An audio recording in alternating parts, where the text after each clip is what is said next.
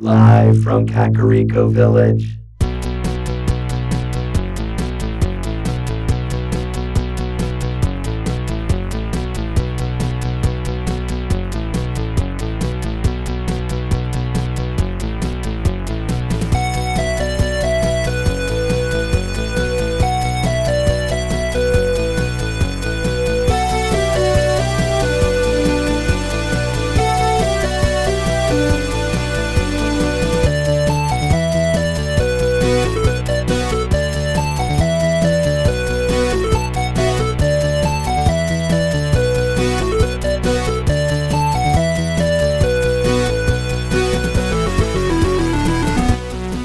Broadcast throughout the Retroverse, transmitted to the real world via a maze of wires connecting a Super Nintendo to a Wii, to a Wi-Fi network, and finally to the internet. The Techno Funk Boy presents the Retro Zoo Super Show.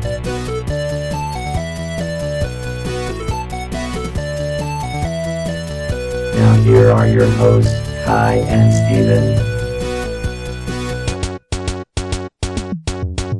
Well, greetings everybody, and welcome to the Retro Zoo Super Show. I am your host, Kai, and we have so much to do today.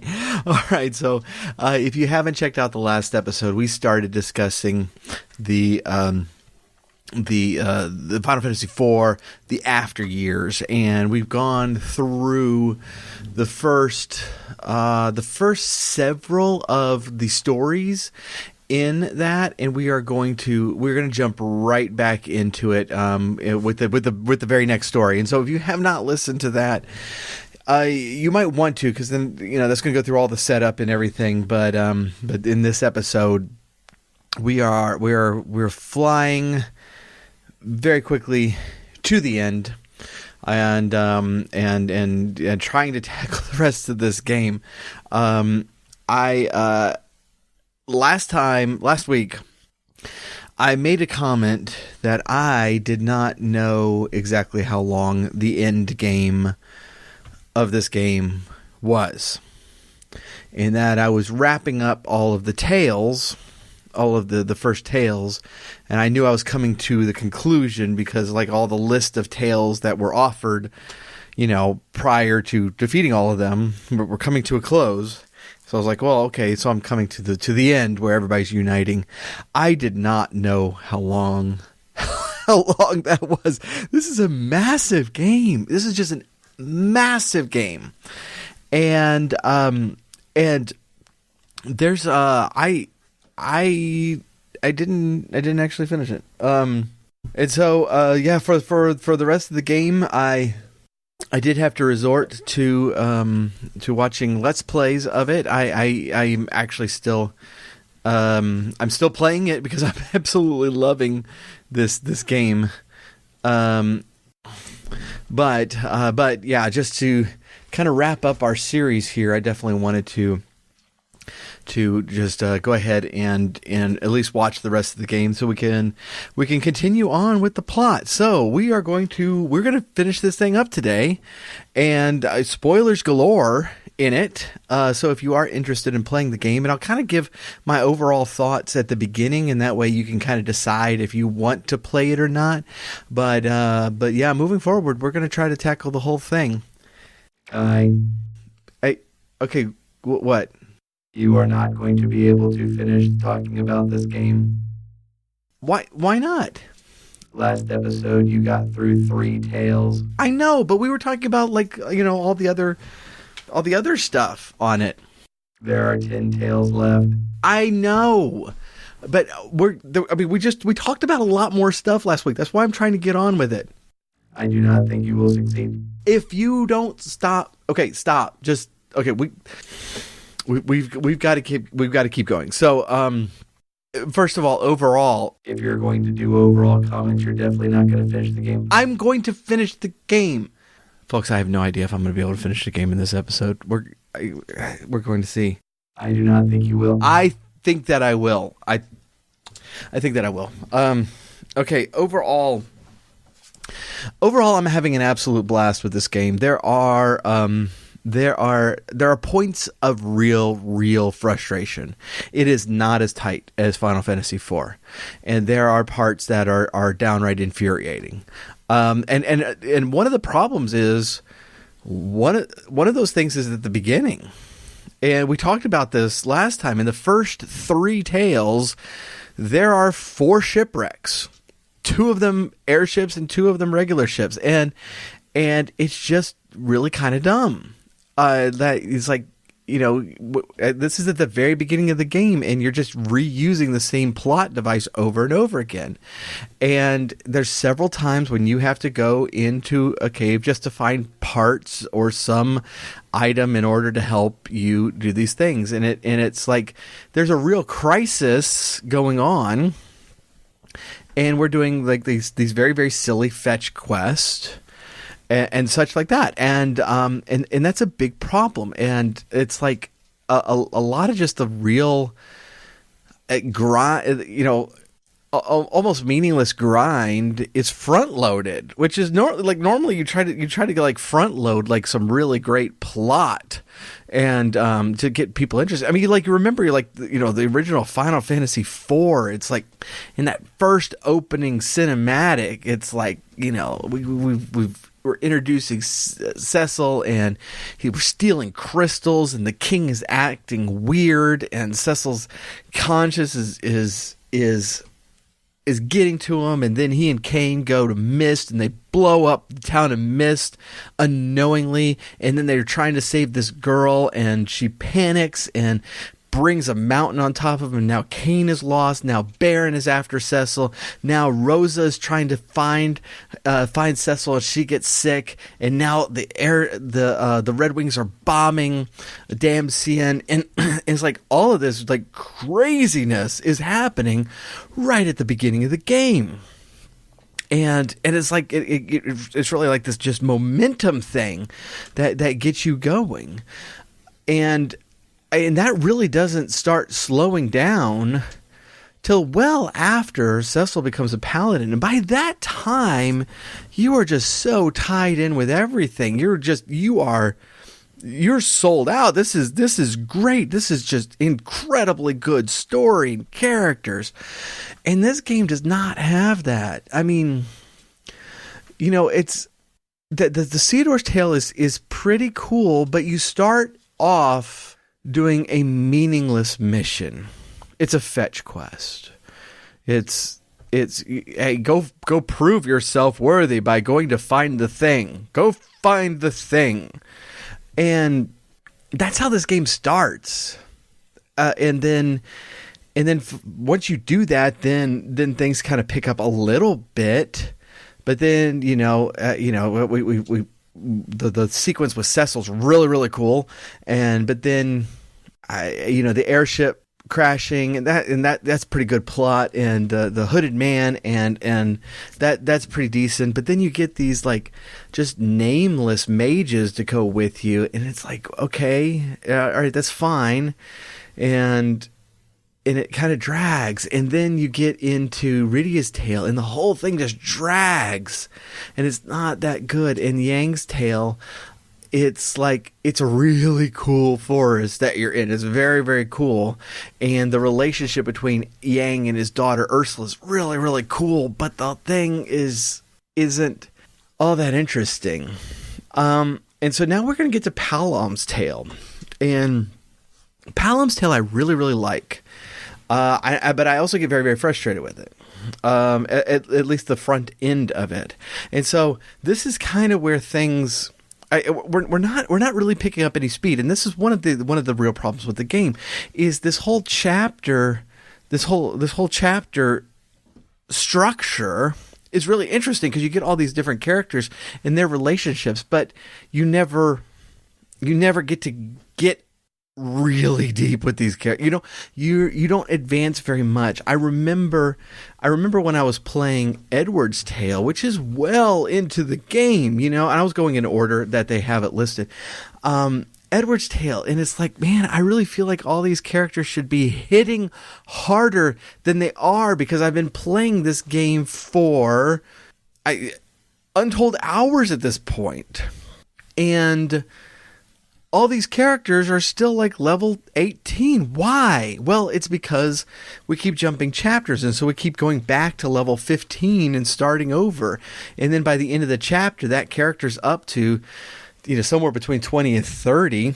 And if you do the challenge dungeon, you can get it even more. I didn't even get into challenge dungeons, but it's just extra dungeons for the game, just to get some extra items and such.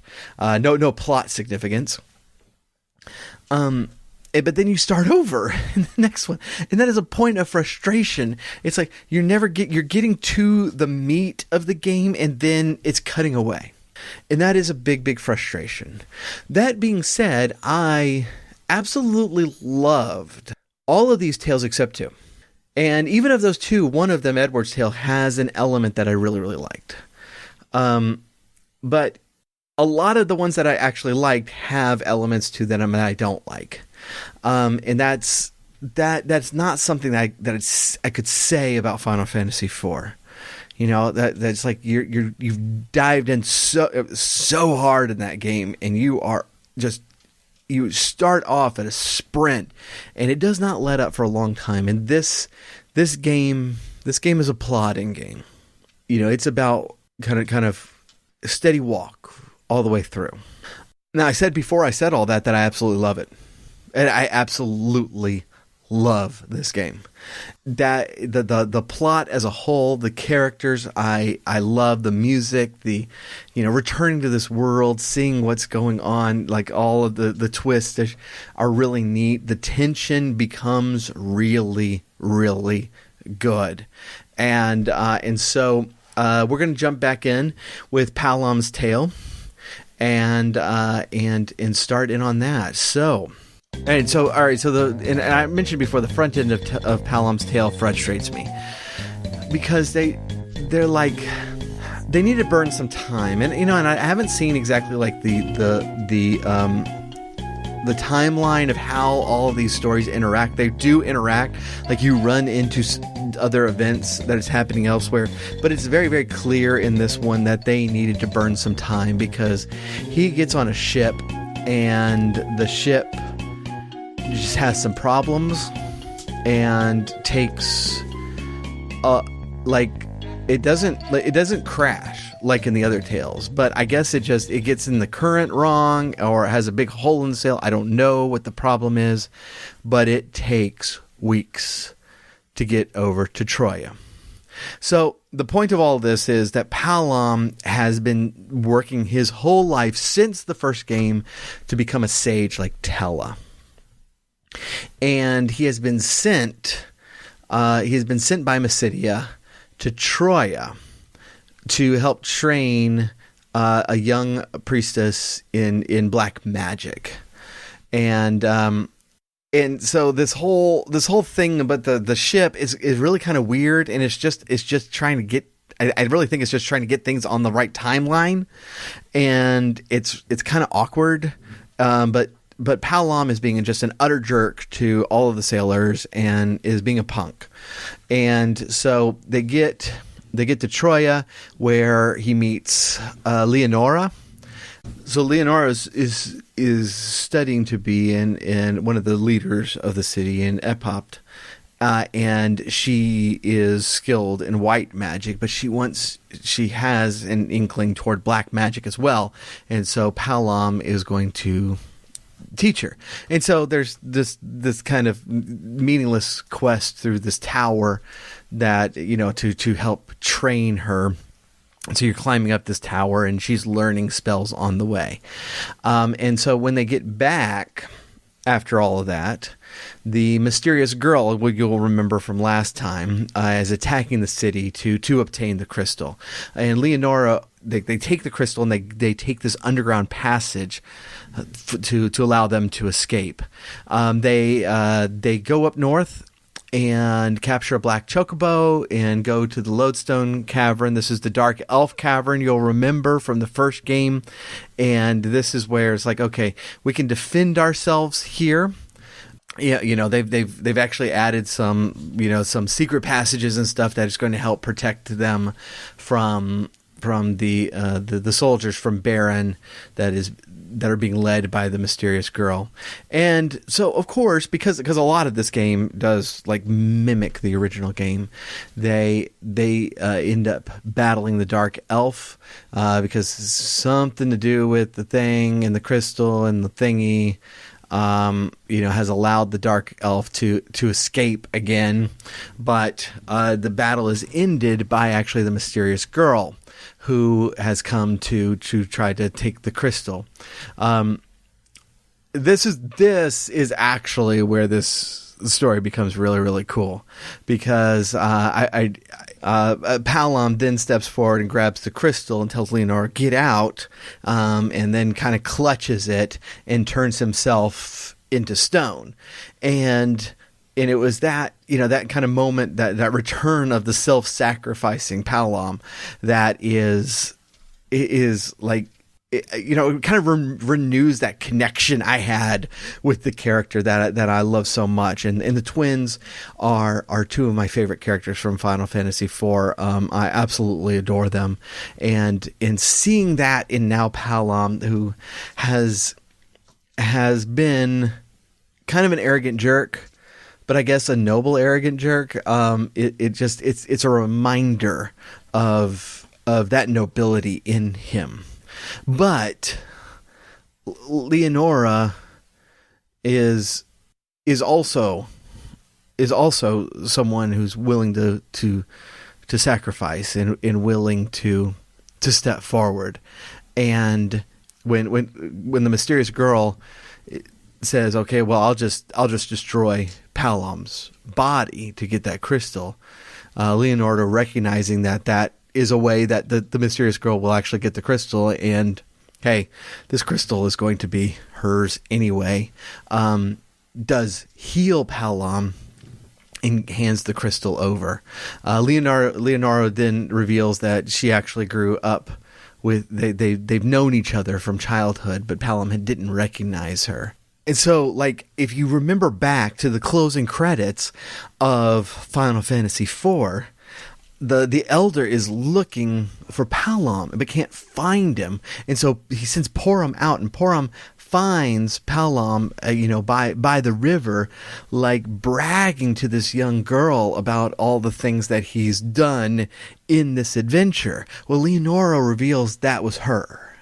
And they recreate that scene where Porom finds him and whacks him on the head like she always did, and it's just this like really wonderful.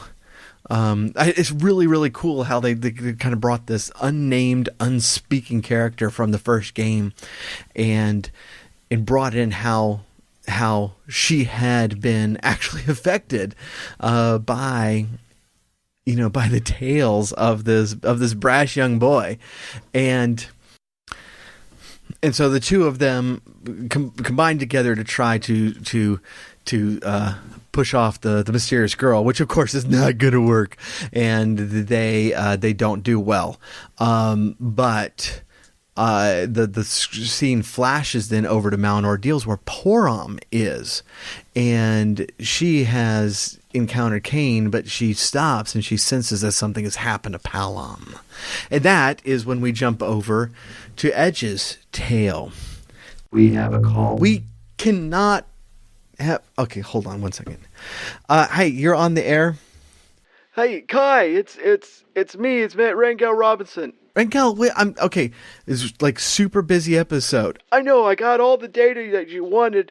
I've gotten it all out, and I'm ready to do my report. Wait, what?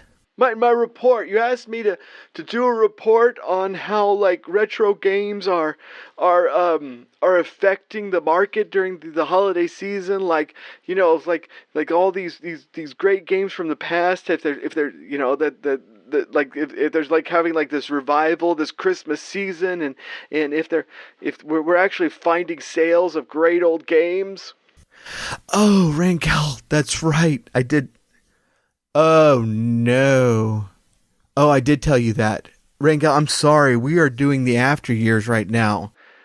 Well, it's okay. Just stop wherever you are, and we'll tackle this report. I've spent a long time just reviewing all these numbers and making sure they're right. I didn't want to disappoint you. You gave me a special project, and I wanted to do it right for you. No, Rango. We set aside. We told everybody we're going to finish the after years this episode. Can't we? Let's postpone till next week. Well, I mean, none of these numbers are going to be accurate next week. That was kind of the point. It's Christmas season and sales change day to day. I actually woke up about 3:30 this morning just to make sure that I got up to date numbers on everything you asked for. Oh, yeah, Ringo, I'm sorry. I'm sorry, but we're doing the after years, and I already told everybody like that we're gonna finish it. Ringo, I feel really bad, and I'm sorry.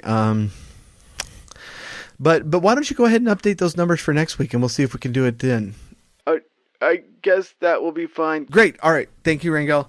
All right. So let's jump over to Edge's Tale. Now, Edge's Tale is actually super, super cool. And very, very different from the other ones. Edge is king. And it's like still in Eblan, like everyone takes things more seriously than Edge does. It's like everyone is being more formal than him. He's very casual. He's just like, I don't care. But he's also like training these ninjas, the Eblan 4. And each one is tied with this element. And Edge, figuring out something is wrong, is decided to send out these 4 to figure out what's going on. And so we get a much shorter, like a sub chapter for each one within the larger chapter of Edge's Tale. And this chapter is pure comedy, but it actually has a lot of punch and is very, very cool. So Gekao is one of them. So he is over in Fabul, and he's like sneaking around the monks there. And this is where you remember in Yang's tale, this meteor has hit, and when Yang goes down into it, he finds like the burial site for several of his monks. Well, those are the monks that Gekao is they're following to find out what's going on with this meteor, and he witnesses them being attacked by the mysterious girl and dying, and it ends with him seeing the Tower of Babel is lighting up again. So Gekao is pretty cool. He's this big, kind of bulky guy, and he is like the fire elemental of the 4. The next one that we're going to follow is Sengetsu, and Sengetsu is the oldest of the 4, and he's very formal and loyal, and he represents lightning, but he has gone down into King Jiat's castle, the dwarves, to help follow them around and see what's going there. So much of this chapter is just pure comedy, and like he keeps misquoting. He keeps, when everybody's saying lolly ho, he keeps always saying something wrong. And when everybody, all the dwarves do their massive jump, he can't jump as high as them, and so they're always really worried about him and think he's sick and such. But he after he's kind of built himself in with this group, he notices that the Tower of Babel has reactivated. So he goes through the secret tunnel to get up to the surface, and then walks across the water to get home. That happens a lot. And this Izayoi is my favorite of the 4. And she is she's the water elemental of the group, and she is just like so so gung-ho, and there's like this one hilarious part where she gives Edge like this entire speech about how she no longer wants to be known as a woman, she just wants to be known as Ninja. And Edge is like, okay, I don't know what you're talking about, lady. And like they don't even really seem to get mad at at the stuff Edge says, but just accepts it as, yes, okay, we will do this now. And she is so focused. But she goes over to Troya, and she disguises herself as a girl in as a trainee for the Epops, and so she's like doing these like classes about grace and poise in the water, and of course messing everything up. And this is one of the things that I can about these stories intersecting, is that she can actually talk to Palom there while she's wandering around. She notices that Palom and Leonora are going over to this tower to train, and so she decides that she's going to climb up the outside of the tower to figure out why in the world that Troya has built this weird thing. And so she climbs up the side and she fights up, and then when she gets to the top, she notices that the Tower Babil has reactivated. So you notice the theme, right? That this is the thing that just keeps on going. Sukanawa is the last of the four, and he's by far the youngest, and he is the wind elemental. And now this character is just fantastic, because he is sneaking around Mysidia and trying to figure out what's going on, and he gets one of these people to people around town to turn him into Toad, which people in the city will do sometime. And so as a Toad, he sneaks into the Tower of Prayer, and then is spying on Porom and the Elder, and Porom is being sent up to the Mount Ordeals for some reason, but he's not sure why. And so Sukanawa follows and heads up Mount Ordeals. And then when Sukanawa gets to the top, he finds the stone monuments, but he's completely lost Porom. And this is what we'll find out later, is Porom has gone into the monument at this point, but you can't just do that, right? And so he sees, you'll never guess it. He sees that the Tower Babil has been okay, so we'll get into this, because this is the worst part about this chapter, is that these ninjas have such great, each little section is like a whole different chapter in and of itself. It's really, really cool. It's really, really cool. It's hilarious. A lot of this stuff are the funniest moments in the game. Seeing Sukanawa, hide in the Elder's room as a Toad is fantastic, and stuff like that. It's just really, really great stuff.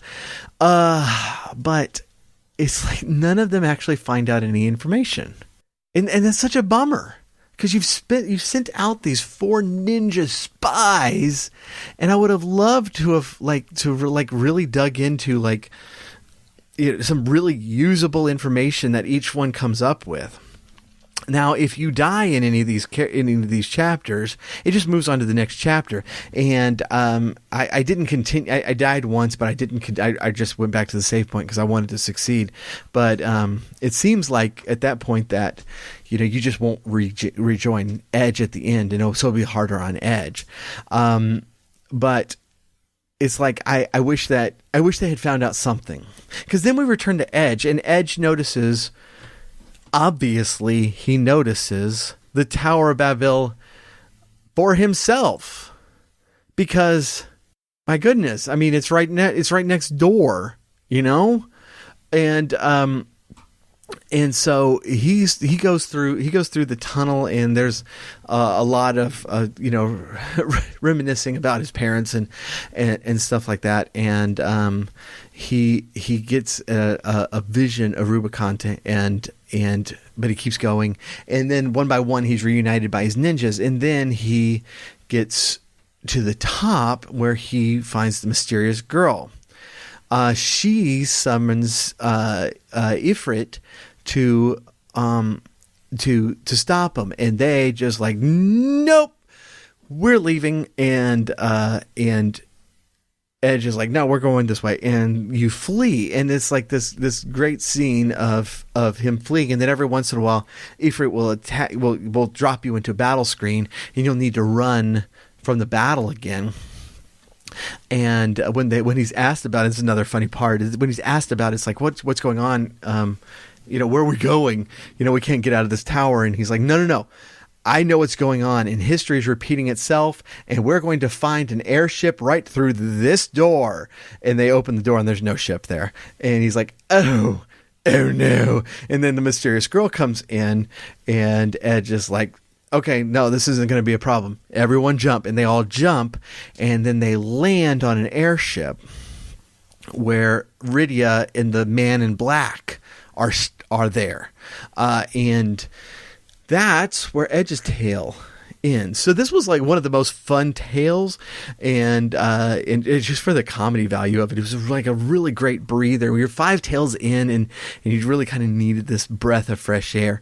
But you didn't spend a lot of time with each one, and so you didn't actually level these people up anymore. This is where like a challenge dungeon would be helpful to grind them a little bit and get some items and such. But we're not going to go through those because we have to move along, because I've only gotten through 2 tales, and we should be halfway through the podcast episode. So let's take a quick break while I take a drink, and then we can go on to Porum's Tale. Hey, this is Phil from Phil's Gaming Emporium, philsgamingemporium.com. All of this talk about Final Fantasy IV. Do I have a deal for you? I was going back in my back stock, and I realized that I have a misnumbered Final Fantasy IV game. It is misnumbered as Final Fantasy II, but that is impossible because Final Fantasy II came out before the SNES was even existing. So it's now your chance to get this highly prized, very, very rare, misnumbered Final Fantasy IV game. It's misnumbered as Final Fantasy II for the low, low price of $3,000. Head on over to philsgamingemporium.com. Welcome back. Okay, Porum's Tale. All right, so this, I loved it. By the way, I love this chapter. I love this chapter, but it's a little frustrating because it focuses so much on Palom and not Porum. But it starts actually years and years and years ago, and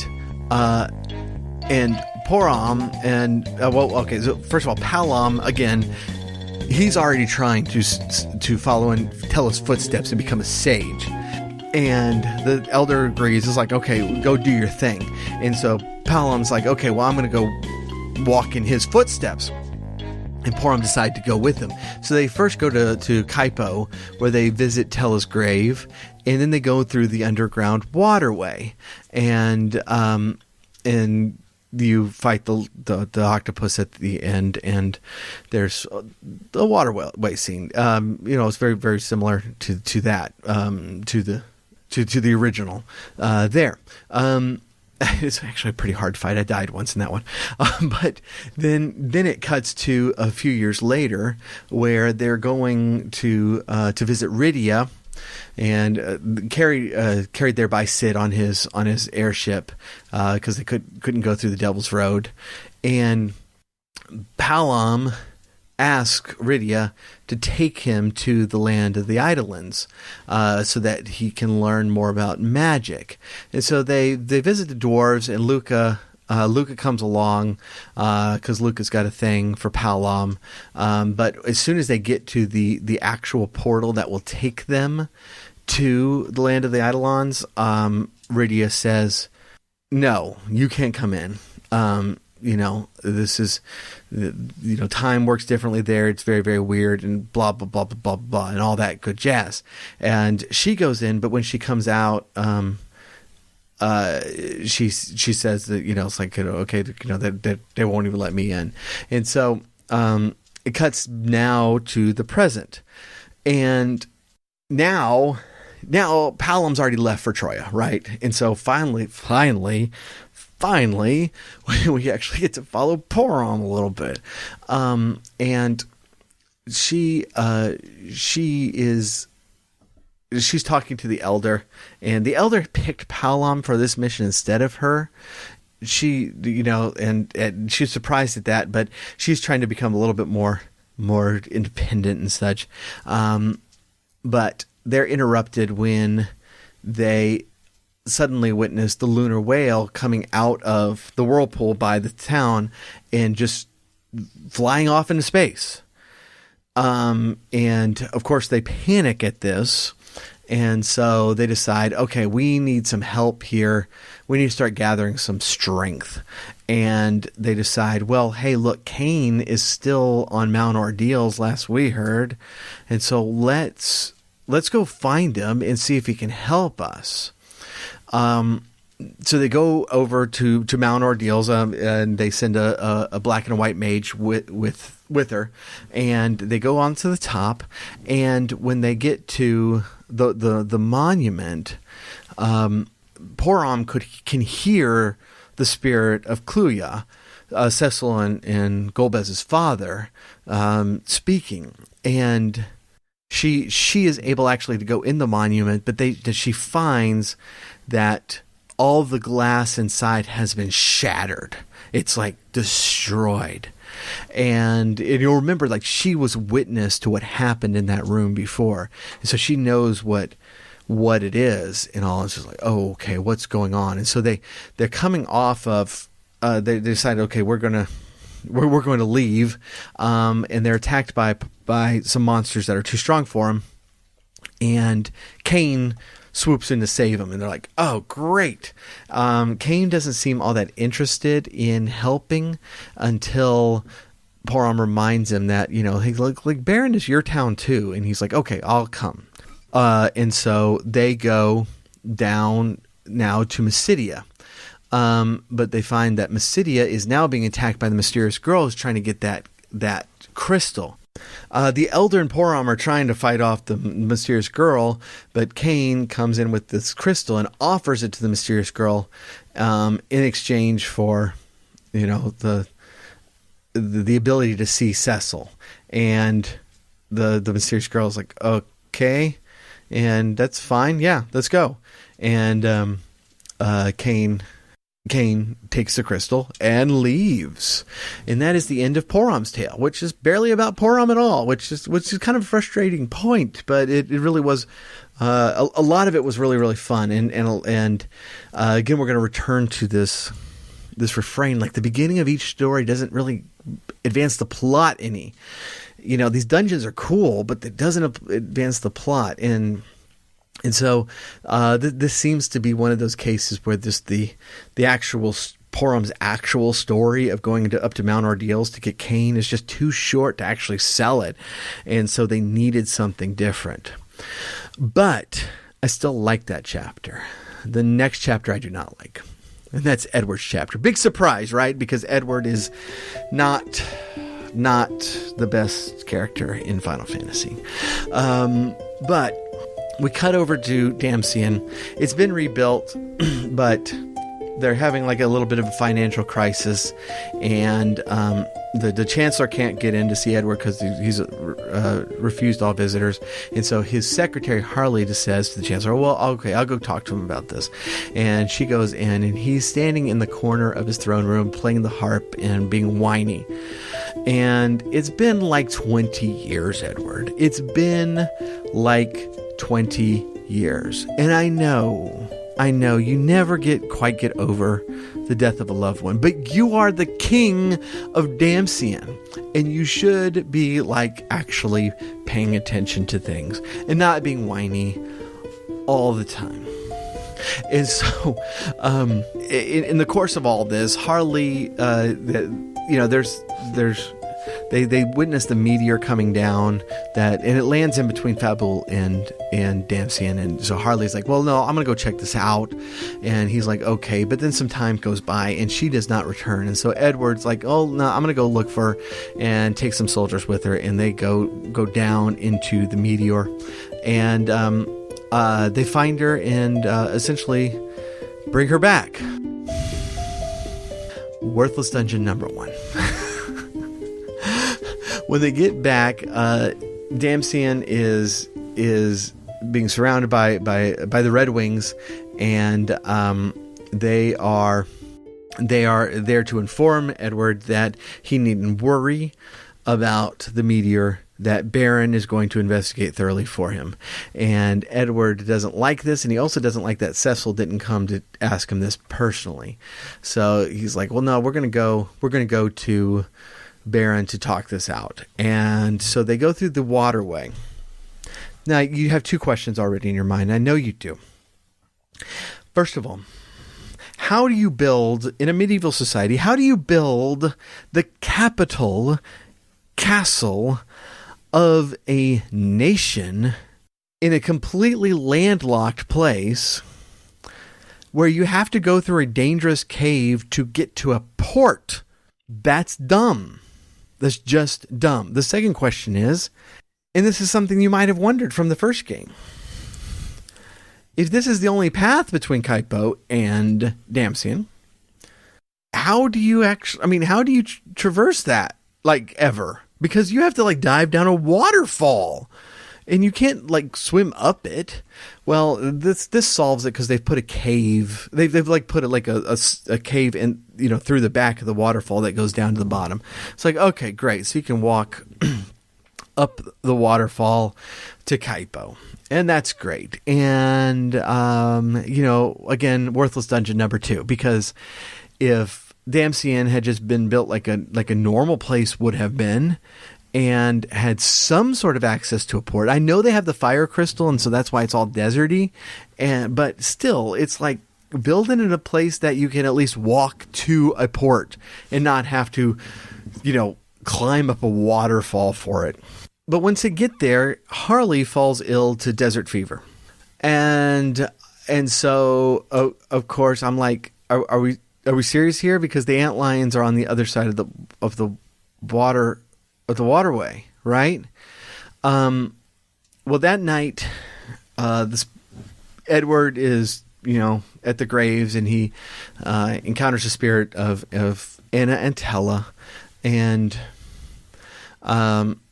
Tella's explained that Anna wants him basically to move on, and that he should, not be all mopey about her like 20 years later. And so morning comes. Thankfully, there wasn't a battle there with the water hag, but morning comes, and sure enough, you're going to go back down the waterfall the whole way.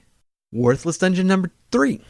And you pick up the sand pearl from the antlion. And thankfully, you don't have to fight an antlion because, frankly, your party this is the weakest party you have. I mean, this is the super weak party where Edward is your big damage dealer in this worthless party, and that should tell you a lot because Edward is not a damage dealer. So thankfully you don't have to fight an antlion. But then you go through the waterway again. I'm not even joking. But this time, because the developers knew that you're probably getting tired of this dungeon. And keep in mind, we already went through this dungeon in the last chapter, in Poron's Tale. And the developers are realizing, like, we put these guys through this. So once you go in to the waterway, you're like attacked by these bandits, but you fall off the bridge and you end up on the other side of the waterway. Well, you might be realizing the problem there because Damsian is on the low end of the waterfall. Kaipo's at the top part of the waterfall. And so you literally just fell up the waterfall.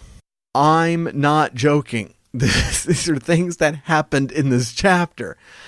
And so anyways, you give, so Worthless Dungeon number 4, at least the Antlion Den, it advanced some plot, even though it was not the plot of the actual game. It was just the plot of this, this love affair between Edward and his secretary. And at this point you're like, please, Edward, just please go out with your secretary, because it's been like 20 years, man. So they finally they're okay, we're going now. Harley's recovered, and so we're going to go to Baron. But back when they first left Damcyan, Edward picked up some whisperweed from the castle and takes it with him, and he gives it to Cecil when they meet. And Cecil's really kind of acting strangely, like he is with everybody. And Edward's like, you probably should have come and told me this yourself. And Cecil's like, well, I'm sorry, whatever, And he leaves him the potted plant of whisperweed, and they get back into the ship. And and Cecil's like, okay, well, by the way, I got you a gift, and he gives him a package. He's like, okay, well, great, thank you. And they get on the ship, and Edward's like, I'm not opening that gift. That's dumb. And Harley's like, why? Because that's not Cecil. Because if that had been Cecil, he would have known what I had given him. And he reveals it is whisperweed, which allows him to hear from great distances. This is the actual version of what was in the SNES original, the twin harp.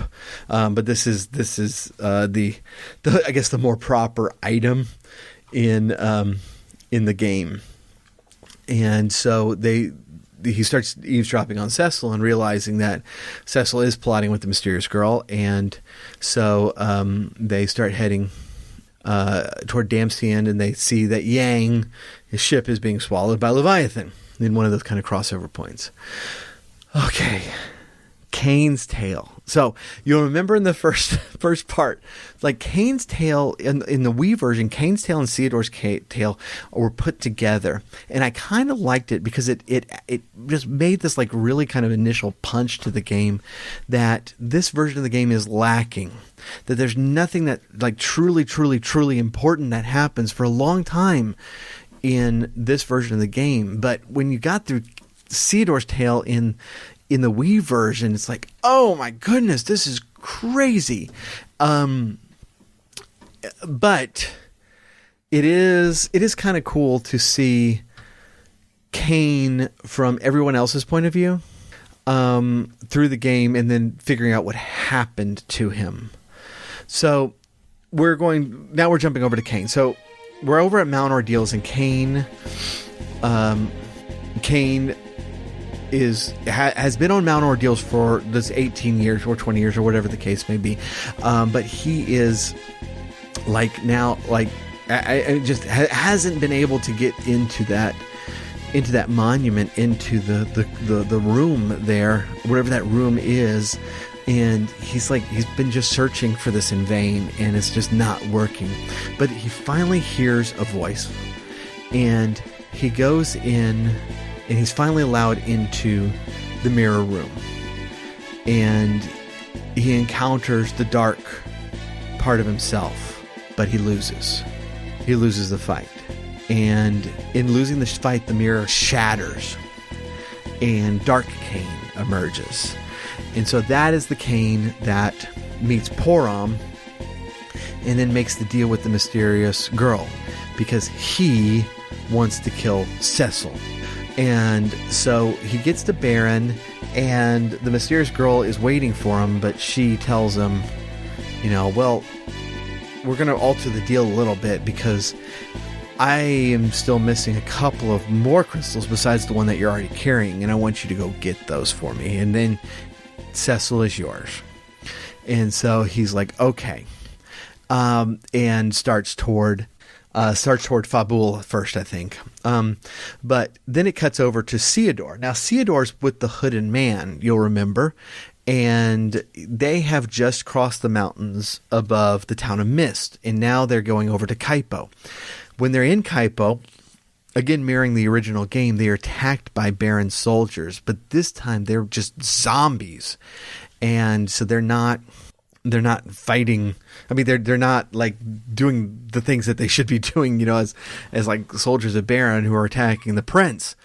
All right, so then they decided, okay, we got to get over to Damcyan, and so they go through the underground waterway. I'm not joking. So in Porom's Tale, we went through it once. Then in the next chapter was Edward's Tale. We went through it 3 times. And now the very next tale, it's Kain's Tale, and we're going through that stupid waterway again. These are where the frustrations start. But they get cut then to Damcyan because the Red Wings have already arrived there, and Kain is there, and he is trying to get the crystal, but Edward tells him no, and it's revealed that Rosa's there. Rosa and Sid are there with that. Rosa's there with him, and so he's about to take it by force when Edward grabs that package that Cecil had given him earlier and opens it up, and the entire throne room just explodes into fire, just wiping out all of the Red Wing soldiers and leaving just Kain and then on one side and Edward on the other. And Kain defeats Edward, takes the crystal and also Rosa, and hightails it out. This is when Sid is arriving with the Enterprise, and right about the time that Theodore and the Hooded Man are arriving. So they are all going to go to Baron together. They're following Kain, and it's like there's this race into the throne room, and they're following Kain, and they finally encounter him in the room right before the throne room, the room where Palom and Porom had to stone themselves to stop the walls from crushing. And that's when they encounter Kain, who's dragging Rosa in, and this is when it's revealed that the Hooded Man is the light half of Kain, whereas the Kain that we've been following has been the dark Kain. Kain, we'll start referring to them as Kain and Dark Kain. Kain has come to this realization that Cecil innately understood in the first game that there had to be a repentance, and they had to be an understanding of what had been done, and while there was a rejection of it, there was also an owning up to it and a repentance for it. And Kain had never done that. He wanted to just bury his past. He wanted to bury the wrong things that he had done and just kind of start over. And in suppressing that, he was never able to conquer the darkness in himself. But now that he has done that, he is transforming into a holy knight, and he and Dark Kain now fight. Kain, the real Kain, our holy, not our holy knight.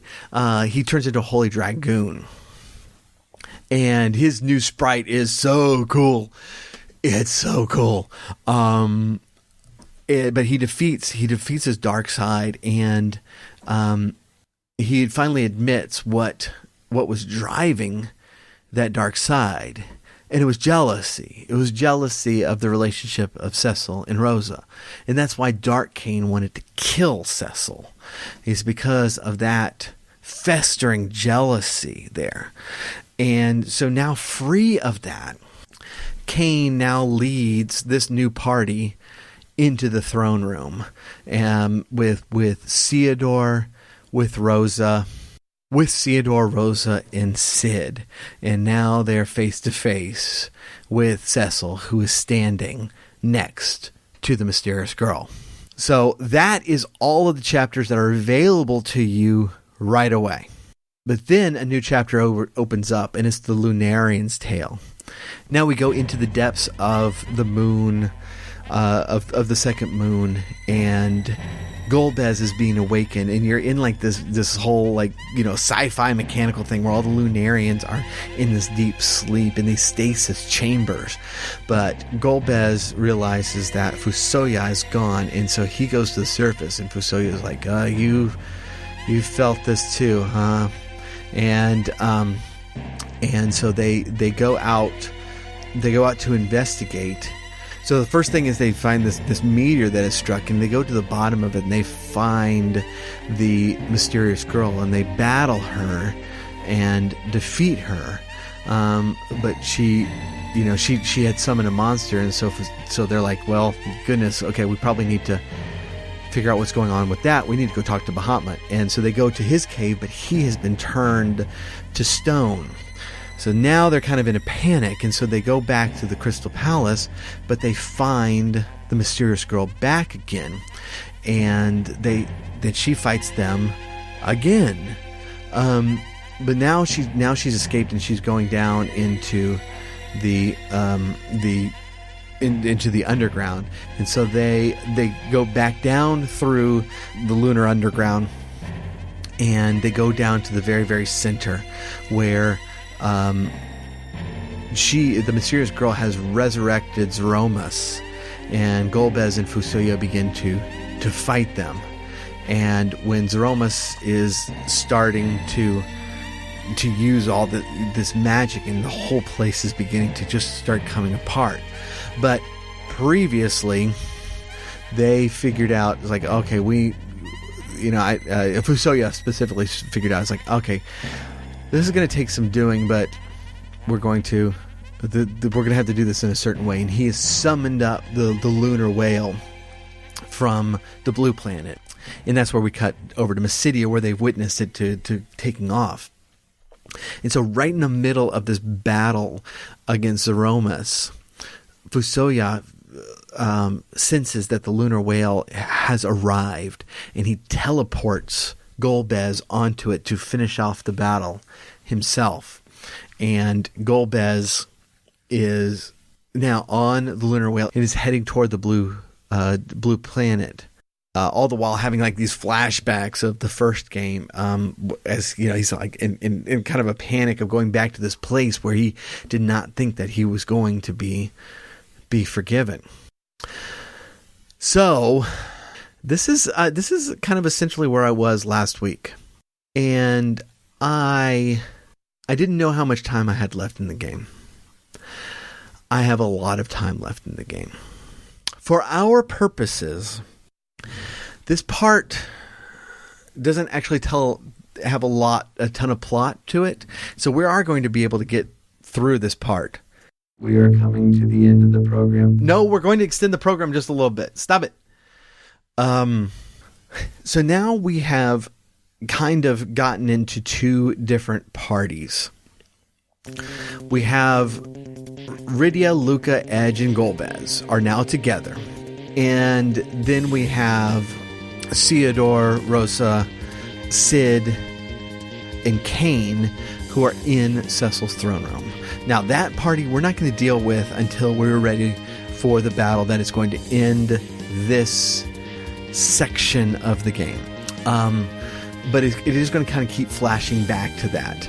And so it's kind of cool. So, but right now, the moon is starting to get closer, and all these meteors are just coming crashing down onto the surface. And it's just, it is turning the planet into Swiss cheese. And so our team goes out, and they're trying to kind of put things back together. You find Yang and Ursula over in the first thing you do is you go to Baron's Castle, but it is being protected by this force that it's being kind of generated by these mind controlled Eidolons. If you head over to Mist, and then kind of the ghost of Rydia's mother will explain that to you. You've got to free the Eidolons, and that will break the seal. And so then comes your quest. So some of this part has to do with like gathering people. All right. I forgot. Edward is still with Theodore's party. Why do I keep forgetting it? Oh, I know why I keep forgetting Edward. Never mind. But he is there. So you do find, like, if you go to Kaipo, you're going to find Yang and Ursula there. I'm not going to tell every part of all of this. It's kind of just a free-for-all where you go and what you do, and it's really, really a lot of really, really cool stuff here. And we won't go through all of it, but this part is worthwhile because if you you're going to find Yang and Ursula, and they're passed out there. But if you go to Fabul, if you go talk to Yang's wife Sheila, she's going to give you a frying pan to hit Yang in the head with, like she did in the first game. But she also gives you a ladle to hit Ursula with. And Edge, trying to be a little cheeky, goes, well, do we get a knife again too? And Sheila's like, oh, I'm out of those. Did you lose the one I gave you? And of course we did. We threw it in the last game. It was it's hilarious. But if you go back and you whack them over the head, then they'll wake up. Then the sylphs, so like they've been mind control, and they're all over Fabul and also in Kaipo. And if you talk to them, they'll fight you, but you don't want to do that because once you wake them up, the love they sense between Yang and his daughter kind of brings them to their senses, and they return to Rydia because of that. The rest of the ones that you're going to find all have this like just really cool elemental element to them. And so if you go to Troya, the whole place is just like covered in ice. But if you go to the Lodestone Cavern, you'll find Shiva there. And so you'll be able to fight Shiva. And the thing with these battles is, like, if you fight them, then they're going to get to the point where they regain their senses, and then you want to stop fighting them because then they'll rejoin Rydia. But you can kill them at that point as well. If you go to Eblan, it is being engulfed by Ifrit's fires, and as you wander around, it's kind of like in the Tower of Babel, where Ifrit was chasing Edge, and he'll do the same thing to you here. And you don't want to fight him. He's just like constantly battling you, and taking you out. But then at some point, Edge is trying to shuffle everybody out, so he's like, "Oh, I'll take on Ifrit. Y'all just go." And Rubicante reappears to him, and actually starts helping Edge, and not like in battle, but giving him clues and just like giving him a little bit of a pep talk. And so in that moment, Edge and Rydia are able to do their band together. Be able to defeat Ifrit using Rubicon's Inferno skill, which is kind of cool because Rubicon keeps appearing to Edge throughout this game, and like that connection between the two lasts from the first game. And so in Mysidia, you're going to find Ramuh, and which is is one of the less interesting areas, but it is still pretty cool. But in Agard, that's where you're going to find Titan. Now, you'll remember earlier in the game, you already fought Titan at Agard, so there you find him again. But this one's kind of cool because if you rescue Porom before this fight, and when you rescue these people, you don't actually gain them in your party, but you put them in the ship. But Porom will run out of the ship and cast float on you right as Titan is using his Quake ability. That's important because Titan just like opens up a hole in the ground, and if you have not rescued Porom, then you're going to fall into a dungeon that you have to fight your way out of. But if you rescue Porom, then you're going to float and not fall in, and then you'll be able to finish the fight with Titan right then and there instead of having to climb your way out and then finish him. So after all of that, then you can go back to Mist, and that's where the Mist Dragon is going to rejoin Rydia. And so now you've gotten 6 Eidolons left, and you can go back to Baron Castle. Theodor's party is going to fight Cecil, and Odin is going to join Cecil, but Odin regains his senses and then kind of smacks Cecil around too, who then also comes to his senses. But Cecil is like super weak at this point, but Theodor joins with the other ones to, well, not the other ones, I should say. Theodor, Rydia, Golbez, Rose, and Edge, which is actually a pretty fantastic party, go in to fight the mysterious girl. And she dies again, but more of her appear. And if you haven't gotten the impression that she's more of a problem than you thought beforehand, you should get that impression now. The other ones tell the party that they're going to be waiting for them on the true moon. And this is the battle that ends the first section of this game. And the second section of the game is a good old-fashioned dungeon crawler, and it's massive. It's huge. It's not going to take a ton of time to go through because it's not very plot heavy. The plot is advanced through mostly campfire scenes.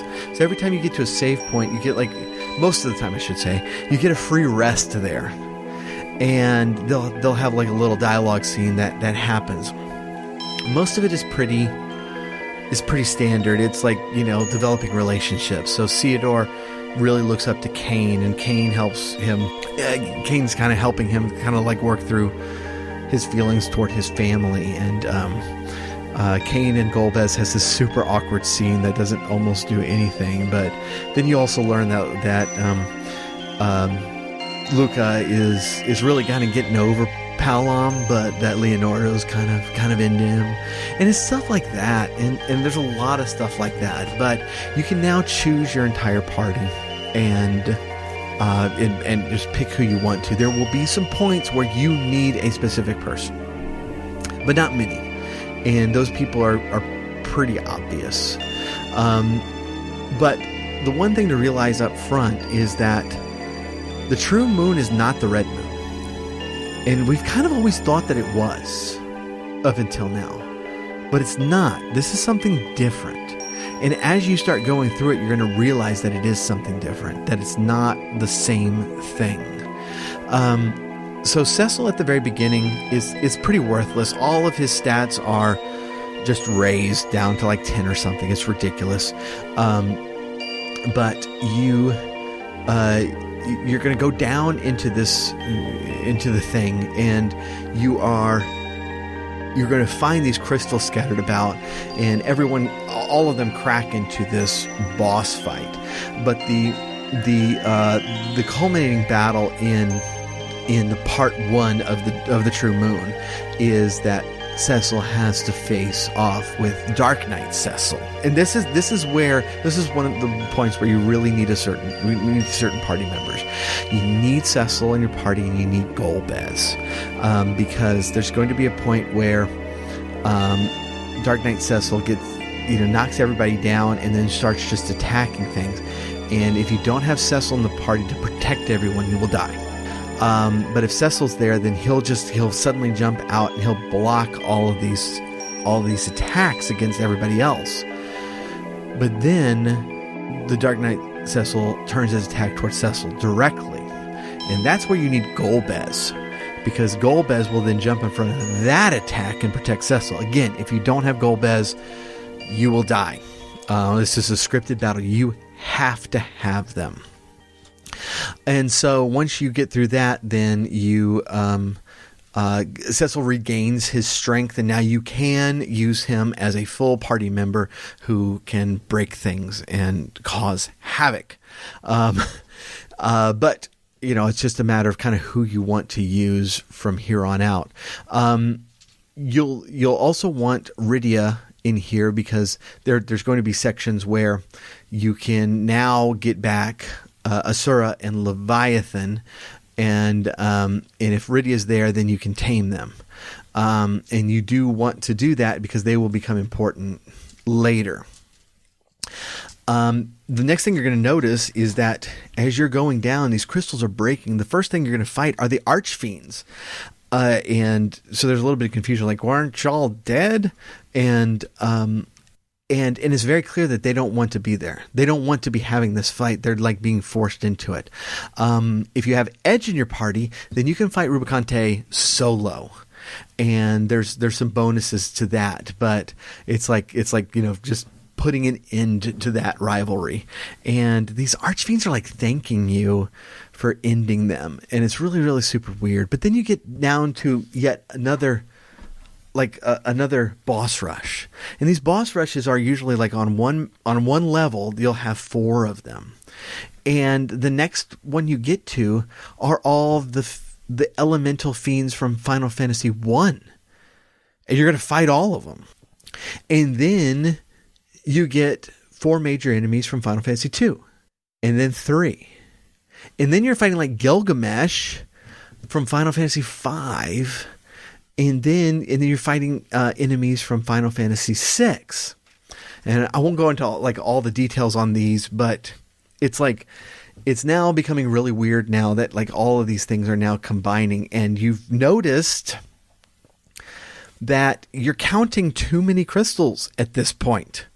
There are a lot of crystals, and way more than our original crystals have broken and attacked us. And this thing just keeps going. This whole section of the game is a very, very, very long, old-fashioned dungeon crawler, and so there's not, like I said, there's not a ton of plot here, but it's very, very challenging. It is very, very hard, and it requires some patience in figuring out all these massive enemies that you have not fought before, how they're going to be approached. This section has new music. It is very new and very, very different. So finally,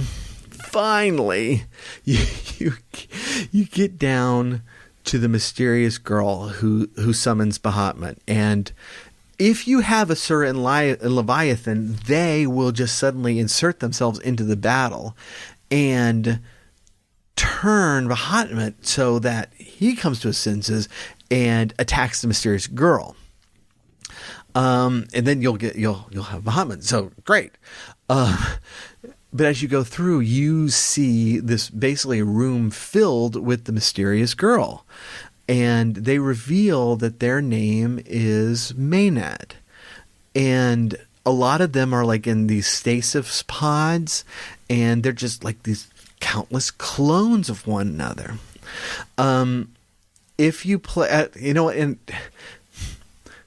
a little bit more is explained about them in the interlude, which we'll talk about next week. So I'm not going to give this part away yet, but they are essentially clones. They're creations to help collect the crystals. The last one you encounter is a child version, like the newest one that's still growing up, and the child they're all asking you, it's okay, what do we do now? And you tell them, okay, well, just stand here. And they're like, okay.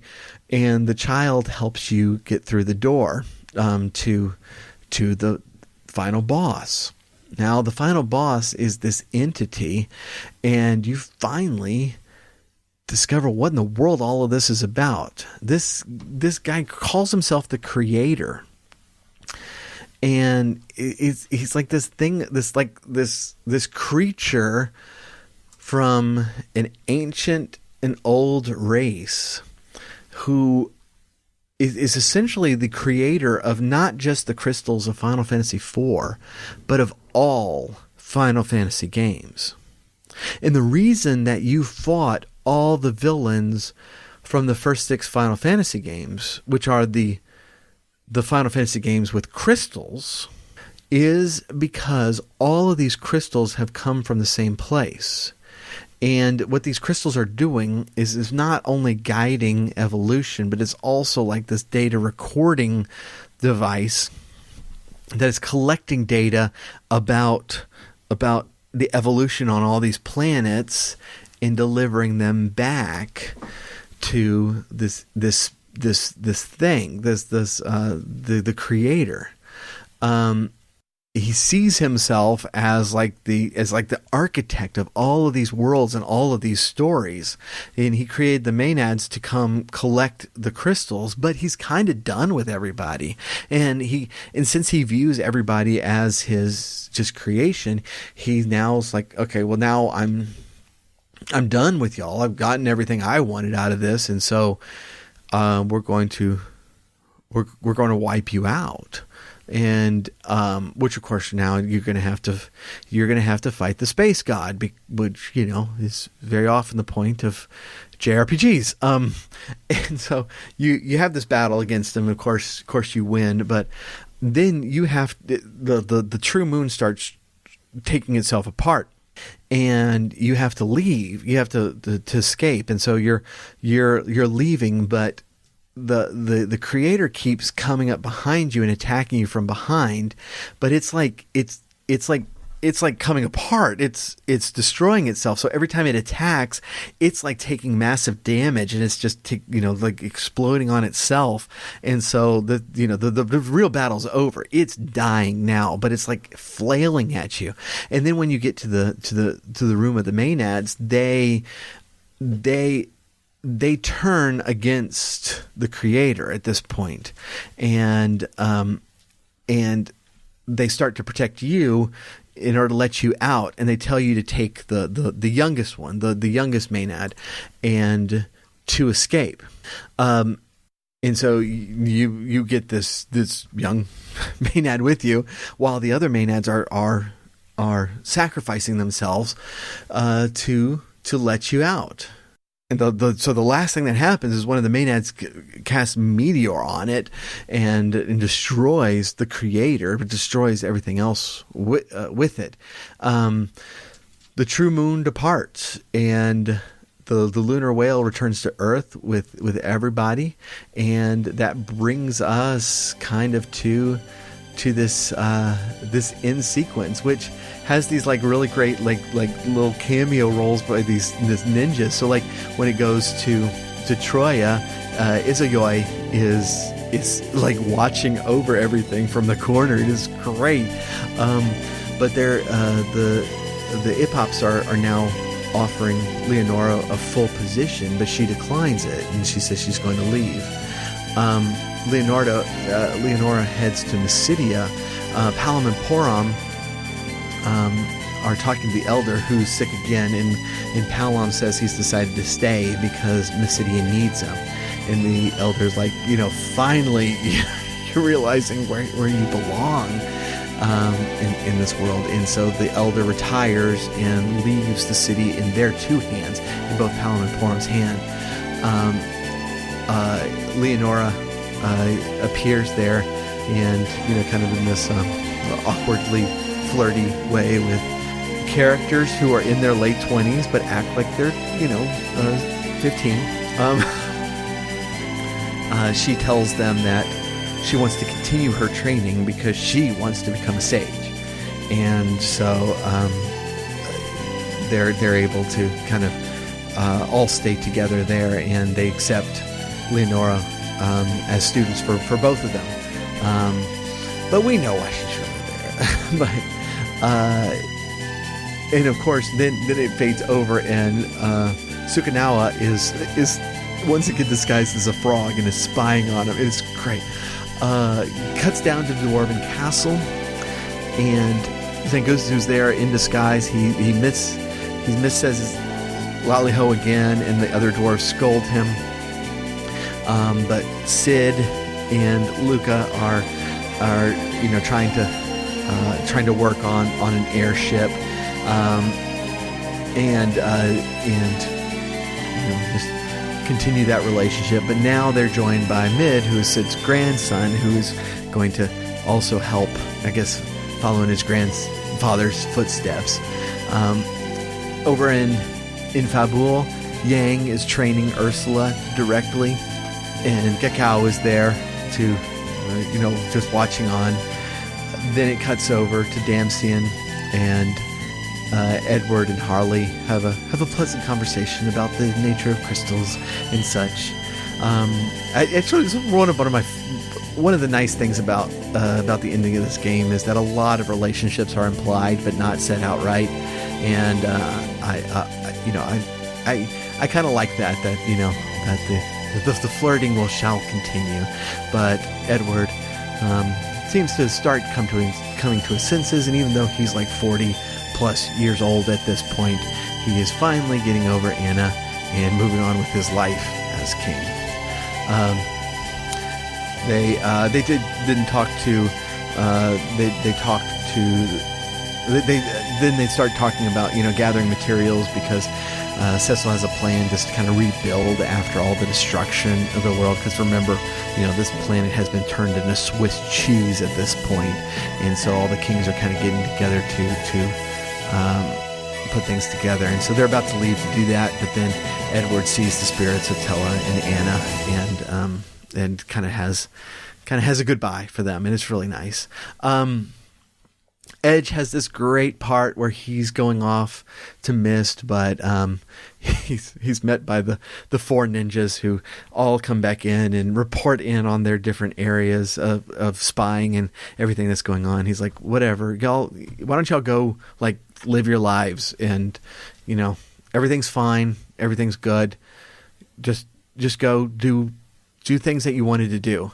And they all tell him that what they want to do is to continue being Eblan ninjas, and his response is, okay, that whatever, if that's what you want to do, fine.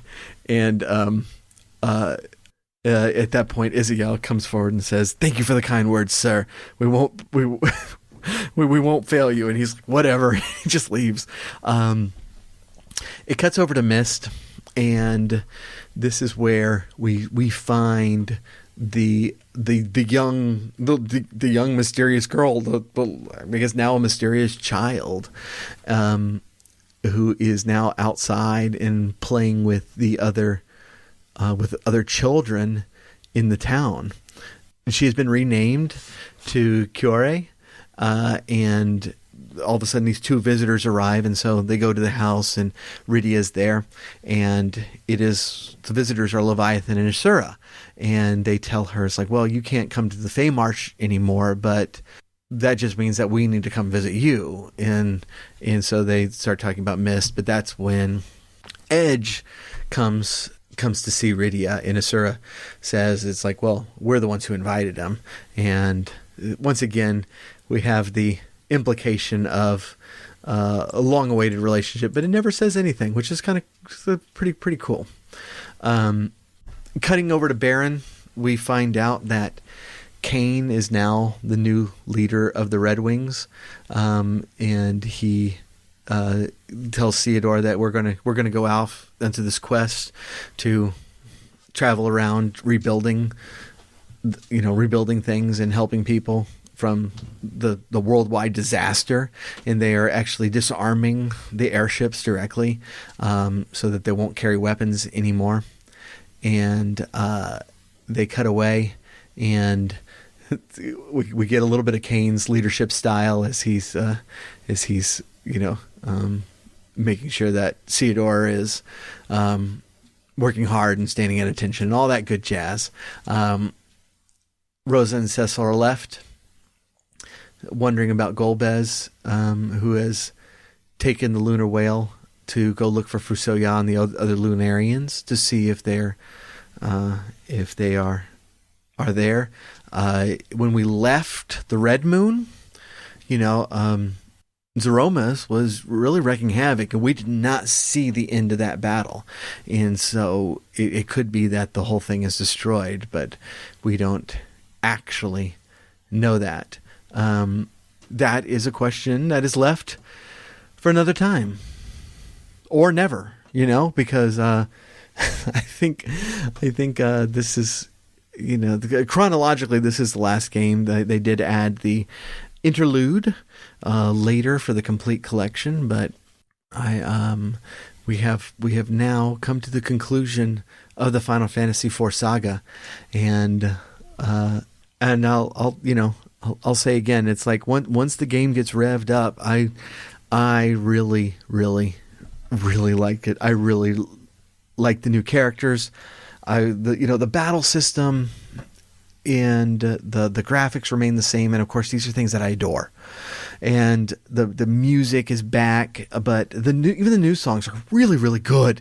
The Uematsu didn't do the new songs, but they're very worthy of being a part of this game and sitting alongside of Uematsu's original soundtrack. And so, despite some very real complaints and some very serious complaints with the game, I ended up being very, very satisfied with the game. And even though we're done with talking about it, I do intend to continuing till the end. Even though I've seen it all, that last dungeon grind really, really does look very, very cool and amazing. And it's massive, and it's a real. It really does seem like a really great tip of the hat to some of these old original RPGs, which is these amazing dungeon crawls and all the monsters from the old Final Fantasy games. It is a massive tribute, as well as an effort to kind of put all of these games in a shared universe, in a way that, in a way that is not foreign to Final Fantasy. Even from game number 1, we have this medieval setting that turns to science fiction very quickly. And suddenly, and all of a sudden there's time travel, and all of a sudden there's spaceships and stuff. And that's been a tradition in Final Fantasy. And so this isn't foreign to that. It is a continuation of that tradition. And so all in all, I'm very, very satisfied. If you are going to play this game, please do keep in mind that the beginning is a slog, and there's nothing. I mean, there's I don't know if there's some tricks to kind of get through it quicker than I did, just to blow through it. But once you really start getting into the meat of everyone's story, it gets pretty cool. And some of the ideas, like we really didn't have time to get into the idea of what Kain is going through, and just this great image of, yes, we know what that trial is on the top of Mount Ordeals, but we don't know what happens if you fail it. And this is what happens.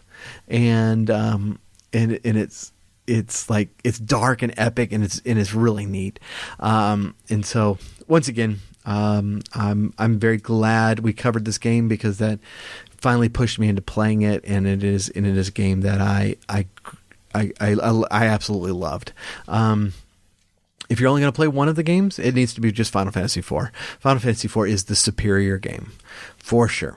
But if that's something you loved, or if it's something that you've played many times, and you don't mind going through these dungeons again, because a lot of these dungeons, like that stupid waterway between Kaipo and Damcyan, you're gonna go through again, and it's the same dungeon.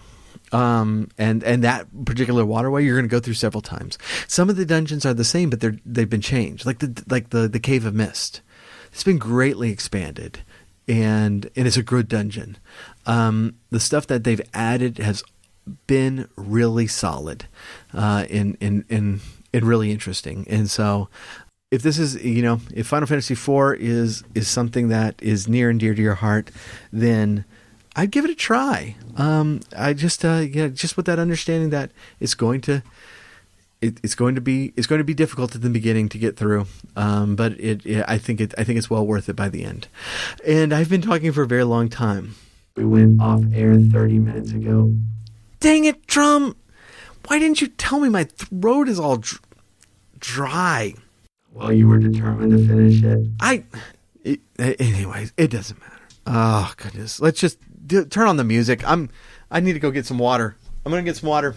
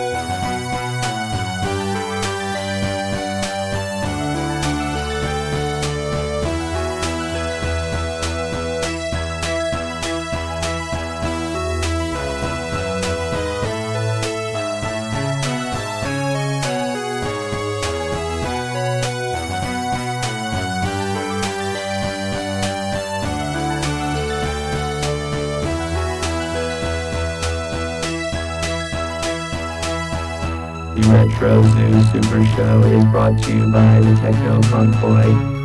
Follow us on Twitter at Techno Funk Boy, on Facebook at the Techno Funk Boy, and sign up for our email list at technofunkboy.com. Also look for us on Spotify, iTunes, and Amazon for music. If you are so inclined, please leave us a 5-star rating and review on your favorite podcast catcher. If you are not so inclined, you are obviously some sort of villain trying to conquer the world. Unowned music and gameplay clips are used for educational and critical purposes. Thank you for listening, keep gaming, and once you have responsibilities that need to be done at this time, then you can game later.